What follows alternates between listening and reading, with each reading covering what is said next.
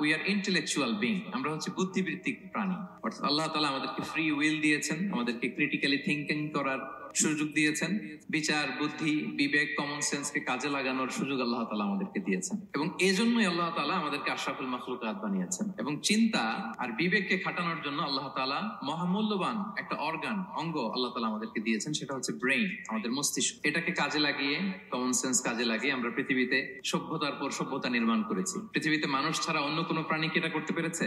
এবং আপনি শুনলে অবাক হবেন, আমাদের এই যে ছোট্ট ব্রেইনটা, খুব বেশি না কিন্তু ওজন, একটা প্রাপ্তবয়স্ক মানুষের human brain on an average 3 pounds, মানে 1.5 কেজি। এই 1.5 কেজি ওজনের ব্রেইন দিয়ে আমরা পৃথিবীতে এই সভ্যতাগুলো বিনির্মাণ করেছি। আমাদের এই ব্রেইনের মেমোরি ক্যাপাসিটি, মেমোরি স্টোরেজ অনেক বেশি। বিজ্ঞানীরা গবেষণা করে ওনারা জানিয়েছেন যে আমাদের হিউম্যান ব্রেইনের মেমোরি হচ্ছে 2.5 পেটাবাইটস। আপনারা মেগাবাইটের নাম শুনেছেন, গিগাবাইটের নাম শুনেছেন, পেটাবাইট হয়তো অনেকে শুনেন না। পেটাবাইট আরো অনেক বেশি, অনেক বড়। তো 1 পেটাবাইটে হয় 1 মিলিয়ন গিগাবাইট। তার মানে আমার আর আপনার যে হিউম্যান ব্রেইন, এই ব্রেইনের ক্যাপাসিটি হচ্ছে 25 লক্ষ গিগাবাইট। সুবহানাল্লাহ, এত আসতে।